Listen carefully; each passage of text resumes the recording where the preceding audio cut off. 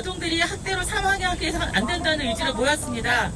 그리고 그만큼 양천 아동 학대 사망 사건에 대한 국민들의 부도가 큰다는 것입니다. 2013년 울산 아동학대 사망 사건, 2016년 평택 아동학대 사망 사건, 2017년 대구 입양아동 학대 사망 사건, 2017년 포천 입양아동 사망 사건, 2019년 인천 의붓 아들 학대 사망 사건, 2020년 천안 아동학대 사망 사건. 판박이처럼 반복되는 아동학대 사망 사건에 국민들은 분노를 넘어 무력감을 느끼고 있습니다. 생후 16개월의 짧은 삶을 살다 간 정인이의 억울한 죽음에도 정부는 이전과 다를 바 없는 대책을 생색내듯 발표하고 국회도 단 5시간의 논의로 이제껏 계류되어 있던 아동학대 관련 법안 중 18개의 법안을 의결하며 제 역할을 다했다고 합니다. 정부는 여론과 상황에 떠밀려 아동학대 긴급대책을 발표하는 것에 그치지 말고 원래 계획했던 아동보호 정책을 긴 호흡과 넓은 시야로 제대로 추진해 주시기를 바랍니다. 우리 사회는 지난 20년간 아동학대에 대한 대책을 마련하고 아동보호의 사각지대와 공백을 줄이기 위한 노력을 계속해왔습니다.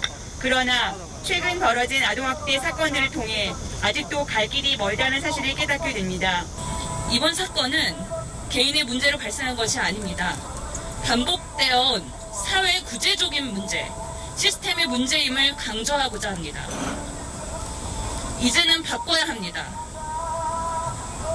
아동학대 문제가 발생했을 때 관계자들끼리 책임을 떠넘기던 인습 버려야 합니다. 이제는 바꿔야 합니다.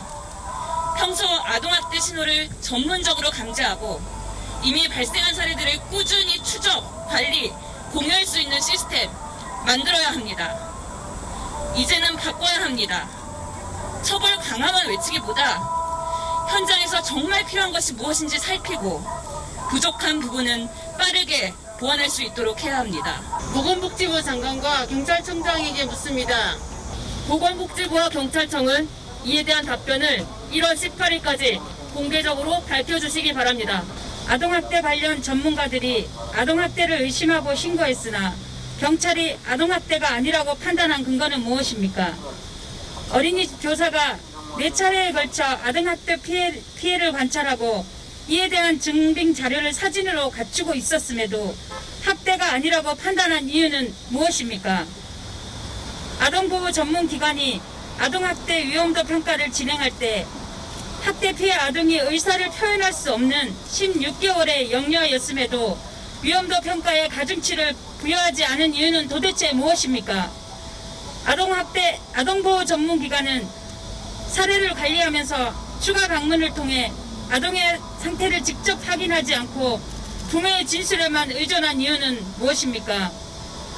의료진이 아동학대를 신고할 경우 고위험군으로 보고 현장 출동 후 응급조치 등을 해야 할 필요성이 높은데 3차 신고에서 이러한 조치가 취해지지 않은 이유는 또 무엇입니까? 총 3차례의 아동학대 신고가 있었음에도 후속 신고는 재신고로 분류되어 더욱 엄중한 조사가 이루어졌습니까? 아동학대 대응은 관여하는 경찰, 검찰, 아동보호 전문기관, 아동학대 전담 공무원, 법원 등의 모든 관여자들의 전문성과 아동인권 민감성이 아주 중요합니다. 이들의 전문성을 제고하기 위한 구체적인 개선책은 무엇입니까?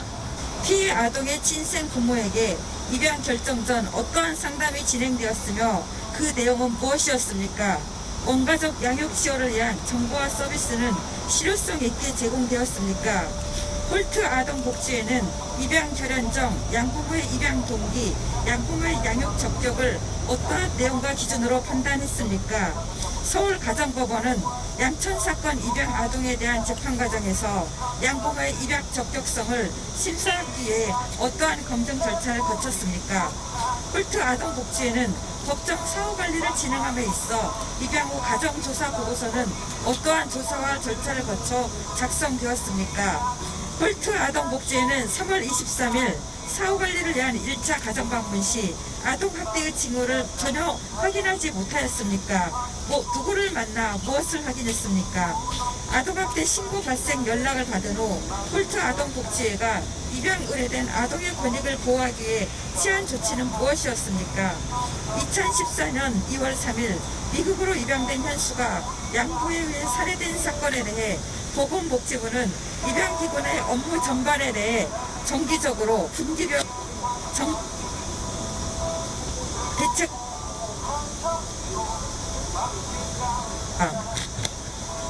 정부 13년 5월 24일 서명한 입양에 관한 헤이그 협약은 아동의 원가적 보호를 최우선으로 하고 해외 입양은 최후의 수단이어야 하며 입양 절차는 공적으로 권한 있는 당국이 관장해야 한다고 명시하고 있습니다.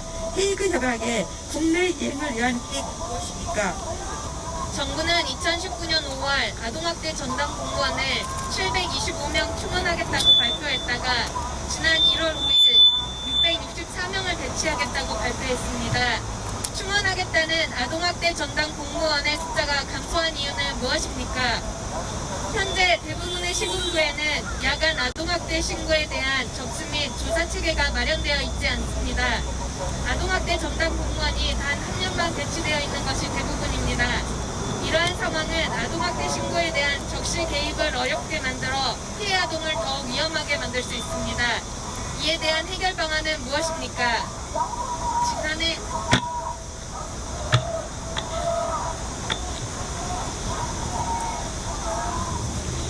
지난해 10월부터 아동학대 전담 공무원이 투입되기 시작했으나 업무 투입 전 받은 교육은 온라인 교육까지 포함하여 40시간이 전부였습니다.